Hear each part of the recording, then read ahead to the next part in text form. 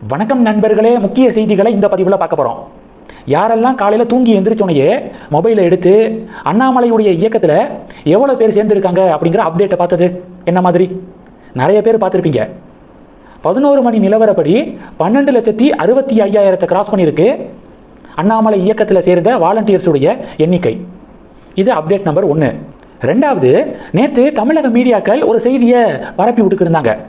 லதா ரஜினிகாந்த் அவர்கள் ஒரு தனியாக அவங்க ஒரு இயக்கத்தை தொடங்கியிருக்காங்க, மக்கள் மேடை அப்படிங்கிற பேரில் இயக்கம் தொடங்கியிருக்காங்க அப்படின்னு ஃப்ளாஷ் நியூஸு.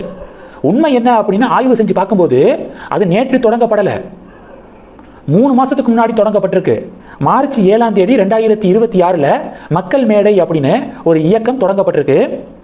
லதா ரஜினிகாந்த் மற்றும் ஸ்ரீ தயா ஃபவுண்டேஷன் 2 பேர் சேர்ந்து அந்த இயக்கத்தை தொடங்கியிருக்காங்க.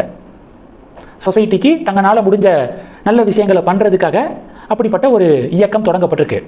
லதா ரஜினிகாந்த் தொடங்கி இருக்கிறது பொலிட்டிக்கல் மூவ்மெண்ட் கிடையாது, ஆனால் அண்ணாமலை அண்ணன் தொடங்கியிருக்கிறது பொலிட்டிக்கல் மூவ்மெண்ட். 2க்கும் வித்தியாசம் இருக்குது. மார்ச் 7ஆம் தேதி தொடங்கினதை ஏன் நேற்று தொடங்கின மாதிரி மீடியாக்கள் பரப்புனாங்க? அண்ணாமலை சப்போர்ட்டர்ஸ் என்ன தெரியுமா சொல்கிறாங்க? விளக்கம்: லட்சக்கணக்கில் அண்ணாமலையுடைய இயக்கத்தில் வாலண்டியர்ஸு சேர்ந்துக்கு இருந்தாங்க. அது ஆளுங்கட்சிக்கும் எதிர்கட்சிக்கும் ஒரு விதமான பதட்டத்தை உருவாக்கியிருக்கும். அதனால தான் இந்த நேரத்தில் மக்களை டைவர்ட் பண்ணுறதுக்காக லதா ரஜினிகாந்த் இயக்கம் தொடங்கியிருக்காங்க அப்படின்னு ஃப்ளாஷ் நியூஸை பரப்பியிருக்காங்க. அண்ணாமலையுடைய இயக்கத்தில் ரஜினி சாருடைய ரசிகர்கள் அவ்வளவு பேர் ஜாயின் பண்ணிட்டு வராங்க வேகமாக. அவங்கள திசை திருப்புவதற்காகவும் இப்படிப்பட்ட ஒரு மீடியாக்களை பயன்படுத்தி ஒன்று ஆளுங்கட்சி இல்லைன்னா எதிர்கட்சி 2 கட்சியில் ஏதோ ஒரு கட்சி பண்ண வேலை தான் இது. ரூட்டாக இருக்கலாம் இல்லைன்னா டிஎம்கேவாக இருக்கலாம், 2 பேரில் யாரோ பண்ணது தான் இது அப்படின்னு அண்ணாமலை சப்போர்ட்டர்ஸு பதிவுகள் போடுறாங்க. இது 2. 3வது என்ன பார்க்க போகிறோம்? 3வது ஒரு ஷாக்கிங்கான நியூஸுங்க.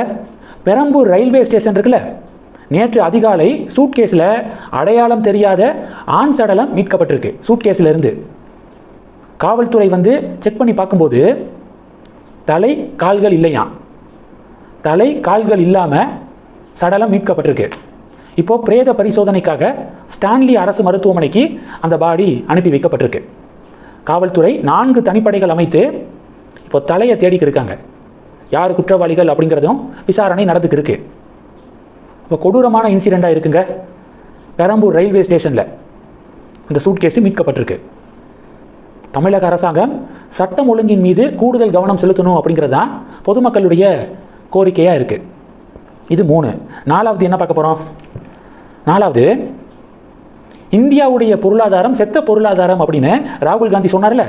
ஆனால் ஃபைனல் குவார்ட்டரில் நம்மளுடைய ஜிடிபி growth எவ்வளோ தெரியுமா? 7.8%. உலக நாடுகள்லாம் வாயை புழக்கிறாங்க. 7.8% வளர்ச்சி ஃபைனல் குவார்ட்டரில், குவார்ட்டர் நம்பர் 4ல். போன நிதியாண்டில் ஒட்டுமொத்த ஜிடிபி வளர்ச்சி 7.7%. உலகத்தில் எந்த நாடும் இந்தியாவுடைய கிட்ட கூட நெருங்க முடியலை அப்படின்னு ரிப்போர்ட் வந்திருக்கு. மத்திய அரசாங்கத்திற்கு வாழ்த்துக்கள். இந்த செய்திகளை பற்றி உங்களுடைய பார்வைகளை மறக்காமல் கமெண்ட் பண்ணுங்கள். தொடர்ந்து கணக்கில் இருங்க. அடுத்தடுத்து நிறையா பதிவுகளை பார்க்க போகிறோம். நன்றி. ஜெய் ஹிந்த்.